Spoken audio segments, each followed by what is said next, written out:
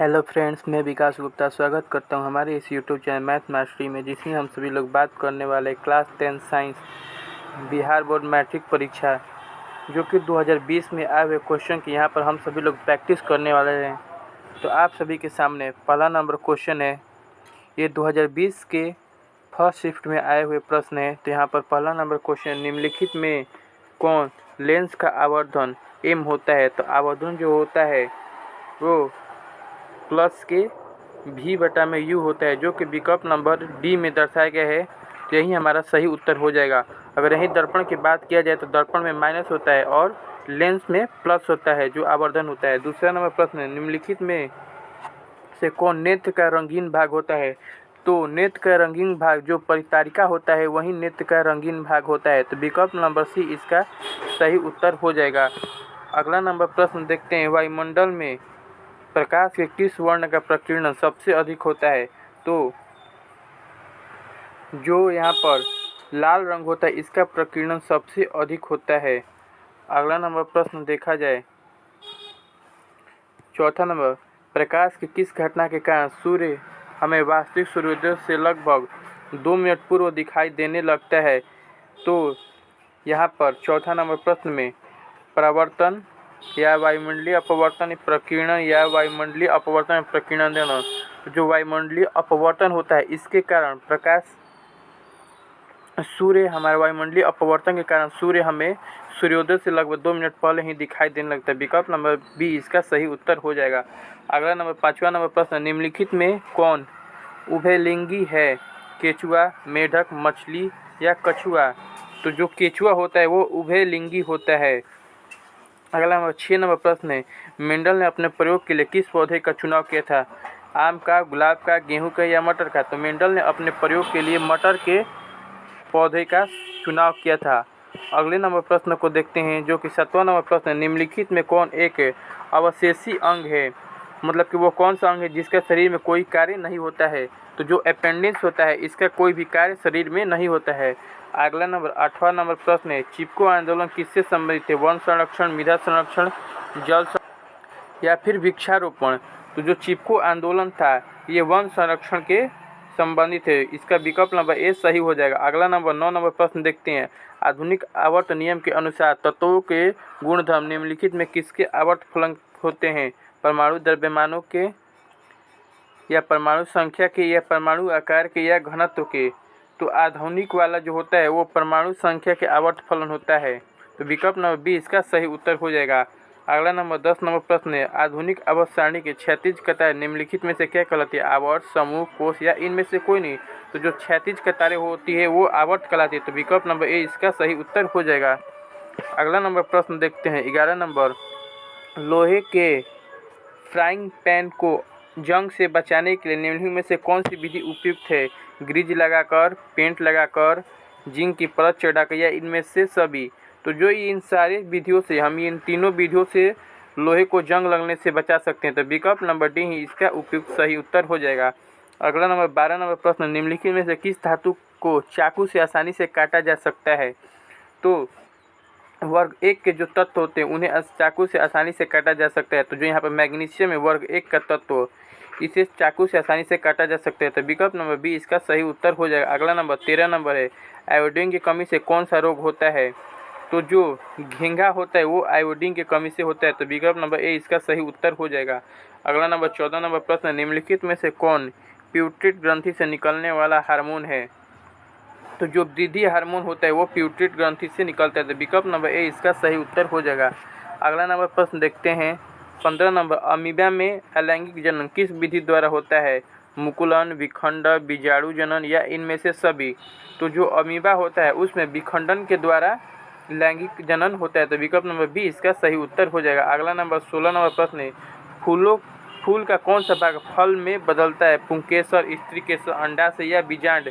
तो जो फूल होता है उसका जो अंडाशय भाग होता है वही फल में बदलता है। तो विकल्प नंबर सी इसका सही उत्तर हो जाएगा। अगला नंबर 17 नंबर प्रश्न है, जब पश्चिम की ओर प्रक्षेपित कोई धनावेशित कण अल्फा कण किसी चुंबकीय क्षेत्र द्वारा उत्तर की ओर विक्षेपित हो जाता है तब चुंबकीय क्षेत्र की दिशा होती है? तो चुंबकीय क्षेत्र की दिशा त्रिमुखी होगी। विकल्प नंबर डी इसका सही उत्तर हो जाएगा। अगला नंबर प्रश्न देखते हैं।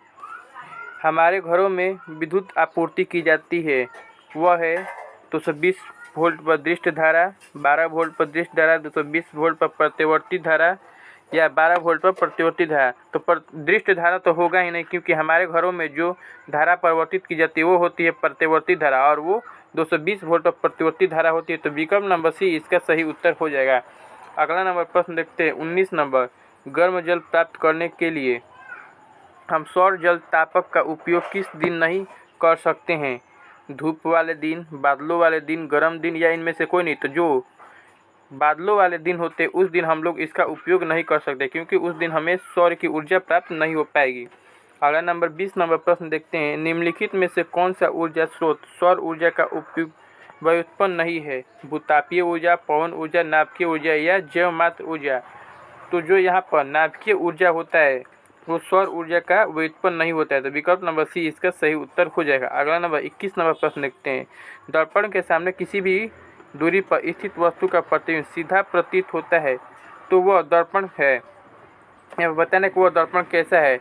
केवल समतल, केवल अवतल, केवल उत्तल या समतल या अथवा उत्तल। तो जो समतल दर्पण होता है, विकल्प नंबर ए इसका सही उत्तर हो जाएगा। जो समतल दर्पण होता है उसमें कहीं पर भी प्रतिबिंब, कहीं पर भी अगर किसी वस्तु को रखेंगे तो उसका सीधा ही हमेशा प्रतिबिंब प्राप्त होगा। अगला नंबर 22 नंबर प्रश्न देखते हैं। किसी कार के अग्रदीप में प्रयुक्त दर्पण निम्नलिखित में से कौन होता है? अवतल दर्पण, उत्तल दर्पण, समतल दर्पण या समतल या उत्तल दर्पण। तो यहाँ पर कार के अग्रदीप में प्रयुक्त यहाँ पर बोला, तो अग्रदीप में यहाँ पर अवतल दर्पण होता है। अगर यहीं उसके दर्पण में बोला जाता साइड मिरर में तो उत्तल हो जाता, लेकिन यहाँ पर अग्रदीप बोल रहा है तो यहाँ पर अवतल दर्पण हो जाएगा। अगला नंबर 23 नंबर प्रश्न देखते हैं। निम्नलिखित में से किसका अपवर्तनांक सबसे अधिक होता है? तो जो हीरा होता है इसका अपवर्तनांक सबसे अधिक होता है, लगभग 2.4 होता है। अगला नंबर प्रश्न देखते हैं। 24 नंबर, निम्नलिखित में से किस लेंस को अभिसारी लेंस कहते हैं? तो जो उत्तल लेंस होता है उसे अभिसारी लेंस कहते हैं और अवतल लेंस को अपसारी लेंस कहते हैं। अगला नंबर 25 नंबर प्रश्न। निम्नलिखित में से कौन गैस चूने के पानी को दूधिया कर देता है? तो यहाँ पर जो CO2 है, कार्बन डाइऑक्साइड, ये चूने के पानी को दूधिया कर देते हैं। तो विकल्प नंबर सी इसका सही उत्तर हो जाएगा। अगला नंबर 26 नंबर प्रश्न है। टार्ट्रिक अम्ल निम्नलिखित में से किस में पाया जाता है? जो टार्ट्रिक अम्ल होता है वो इमली में पाया जाता है। तो विकल्प नंबर डी इसका सही उत्तर हो जाएगा। अगला नंबर प्रश्न देखते हैं। 27 नंबर, जिप्सम का रासायनिक सूत्र है। तो जिप्सम का रासायनिक सूत्र COSO4.2H2 होता है। तो विकल्प नंबर बी इसका सही उत्तर हो जाएगा। अगला नंबर प्रश्न देखते हैं। 28 नंबर, जिंक तथा सल्फ्यूरिक अम्ल के बीच अभिक्रिया से निम्नलिखित में से कौन सी गैस निकलती है? जिंक और सल्फ्यूरिक अम्ल। तो इसके लिए इसमें हाइड्रोजन गैस निकलती है, क्योंकि इसकी अभिक्रिया कुछ इस प्रकार होती है। यहाँ पर मान लीजिए जिंक हो गया और प्लस में सल्फ्यूरिक अम्ल H2SO4 अगर डालेंगे तो यहाँ पर ये जिंक जो है ये H2 से अधिक क्रियाशील है, तो जिंक इसके स्थान पर आ जाएगा, ZnSO4 बन जाएगा, प्लस में H2 गैस इसमें से निकल जाएगी, यहीं H2 गैस निकल जाएगी। विकल्प नंबर सी ही इसका सही उत्तर हो जाएगा। 29 नंबर प्रश्न देखते हैं। अमीबा अपना भोजन कैसे पकड़ता है? स्पर्शक द्वारा, जीभ द्वारा, कुटपाद द्वारा या मुंह द्वारा। तो अमीबा अपना भोजन कुटपाद द्वारा पकड़ता है। तो विकल्प नंबर सी इसका सही उत्तर हो जाएगा। अगला नंबर 30 नंबर प्रश्न देखते हैं। कौन सा एंजाइम वसा पर क्रिया करता है? तो जो यहाँ पर लाइपेज होता है ये वसा पर क्रिया करता है। तो विकल्प नंबर सी इसका सही उत्तर हो जाएगा। अगला नंबर 31 नंबर प्रश्न देखते हैं। किस प्रकार के श्वसन से अधिक ऊर्जा मुक्त होती है? वायवीय, अवायवीय या अवायवीय और वायवीय दोनों। तो 31 नंबर का वायवीय हो जाएगा। विकल्प नंबर ए, इस श्वसन से अधिक ऊर्जा निकलती है। अगला नंबर प्रश्न देखते हैं। 32 नंबर, मछली का श्वसनांग है ट्रैकिया, गिल्स, त्वचा या फेफड़ा। तो जो मछली होती है वो गिल्स के द्वारा अपना श्वसन की क्रिया करती है। तो विकल्प नंबर बी इसका सही उत्तर हो जाएगा। अगला नंबर 33 नंबर प्रश्न है।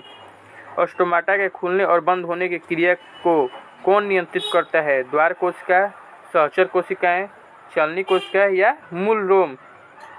तो जो द्वार कोशिका होता है वहीं इसको नियंत्रित करता है। तो विकल्प नंबर ए इसका सही उत्तर हो जाएगा। अगला नंबर 34 नंबर प्रश्न देखते हैं, निम्नलिखित में से कौन वृक्क की संरचनात्मक एवं क्रियात्मक इकाई है?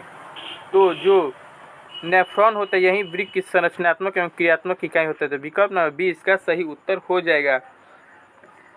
अगला नंबर प्रश्न देखते हैं 35 नंबर, मानव शरीर का प्रमुख उत्सर्जी अंग निम्नलिखित में से कौन है? वृक्क, रक्त, श्वेत ग्रंथि या अग्नाशय?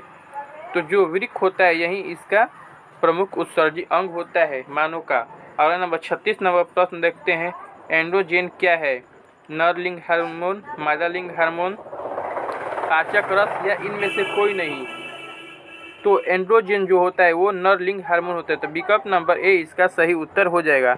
अगला नंबर प्रश्न देखते हैं। अगला नंबर प्रश्न है, वैद्युत प्रतिरोधकता का एसआई मात्रक क्या है? तो यहाँ पर प्रतिरोधकता का एसआई मात्रक पूछ रहा है। तो वैद्युत प्रतिरोधकता का एसआई मात्रक ओम मीटर होता है, और यहीं अगर प्रतिरोध का एसआई मात्रक पूछता है तो उसका केवल ओम होता है। तो 37 नंबर का विकल्प नंबर डी यहाँ पर सही उत्तर हो जाएगा। अगला नंबर 38 नंबर प्रश्न देखते हैं, निम्नलिखित में से कौन विद्युत का सबसे अच्छा चालक है? तो जो यहाँ पर चांदी होता है विद्युत का वो सबसे अच्छा चालक होता है। तो विकल्प नंबर ए इसका सही उत्तर हो जाएगा। अगला नंबर 39 नंबर प्रश्न देखते हैं, विद्युत धारा के चुंबकीय प्रभाव का खोज किसने किया था? तो विद्युत धारा के चुंबकीय प्रभाव का खोज ऑस्टोड ने किया था। तो विकल्प नंबर बी इसका सही उत्तर हो जाएगा। अगला नंबर 40 नंबर प्रश्न है, विद्युत मोटर परिवर्तित करता है यांत्रिक ऊर्जा को विद्युत ऊर्जा में? बी नंबर ऑप्शन है रासायनिक ऊर्जा को विद्युत ऊर्जा में, सी है विद्युत ऊर्जा को रासायनिक ऊर्जा में, और डी है विद्युत ऊर्जा को यांत्रिक ऊर्जा में। तो जो मोटर होता है वो विद्युत ऊर्जा को यांत्रिक ऊर्जा में परिवर्तित करता है, तब इसका विकल्प नंबर डी सही उत्तर हो जाएगा। अगला नंबर प्रश्न देखते हैं, 41 नंबर प्रश्न है, निम्नलिखित में से कौन सबसे कम अभिक्रियाशील धातु है? तो जो फेरस होता है वो सबसे कम अभिक्रियाशील यहाँ पर धातु हो जाएगा। इस श्रेणी में फेरस ही है जो सबसे कम अभिक्रियाशील धातु है। अगला नंबर 42 नंबर प्रश्न है, कार्बन की परमाणु संख्या क्या है? तो आप सभी को 1 से लेकर 30 तक के परमाणु संख्या याद होना चाहिए, लेकिन यहाँ पर कार्बन का परमाणु संख्या 6 होता है। तो विकल्प नंबर ए इसका सही उत्तर हो जाएगा। अगला नंबर 43 नंबर प्रश्न है, असंतृप्त हाइड्रोकार्बन जिनमें कार्बन कार्बन परमाणु के बीच त्रिआबंध होते हैं वे कहलाते हैं। तो जिनमें कार्बन कार्बन परमाणु के बीच त्रिआबंध होते हैं वे एल्काइन कहलाते हैं। तो विकल्प नंबर बी इसका सही उत्तर हो जाएगा। अगला नंबर 44 नंबर प्रश्न है, एथेनॉल के क्रियाशील मूलक का सूत्र क्या है? तो यहाँ पर नॉल लगा है, तो नॉल से आप सभी लोगों को याद आना चाहिए कि जो एल्कोहल होता है उसमें नॉल लगता है, और एल्कोहल में हमेशा सिंगल डैश OH लगता है। तो विकल्प नंबर ए इसका सही उत्तर हो जाएगा। अगला नंबर 45 नंबर प्रश्न देखते हैं, जब किसी अभिक्रिया के समय किसी पदार्थ में ऑक्सीजन की वृद्धि होती है तब निम्नलिखित में से क्या कहा जाता है? तो जब ऑक्सीजन की वृद्धि होगी तो उसे उपचयन कहते हैं। तो विकल्प नंबर ए इसका सही उत्तर हो जाएगा। अगला नंबर प्रश्न 46 नंबर प्रश्न देखते हैं, अम्ल का pH मान होता है। तो जो अम्ल का pH मान होता है वो 7 से कम होता है। तो विकल्प नंबर ए इसका सही उत्तर हो जाएगा। अगला नंबर 47 नंबर प्रश्न है, धोने के सोडा का आणविक सूत्र क्या है? तो जो धोने वाला सोडा होता है वो उसका आणविक सूत्र Na2CO3.10H2O होता है। तो विकल्प नंबर सी इसका सही उत्तर हो जाएगा। अगला नंबर 48 नंबर प्रश्न देखते हैं कि मधुमक्खी का अंडक एक अम्ल छोड़ता है जिसके कारण दर्द एवं जलन का अनुभव होता है, यह अम्ल कौन सा है? तो जो मधुमक्खी होती है वो मेथेनोइक अम्ल छोड़ती है। तो विकल्प नंबर ए इसका सही उत्तर हो जाएगा। इस प्रकार ये हमारा सेशन समाप्त हुआ। अगर वीडियो पसंद आया तो वीडियो को लाइक कीजिए, चैनल को सब्सक्राइब कीजिए और अधिक से अधिक शेयर कीजिए। अगर आप सभी लोग 2021 के फर्स्ट शिफ्ट और सेकेंड शिफ्ट दोनों का अगर ऑब्जेक्टिव क्वेश्चन देखना चाहते हैं तो वीडियो चैनल पर उपलब्ध है, आप सभी लोग आकर देख सकते हैं। धन्यवाद। जय हिंद।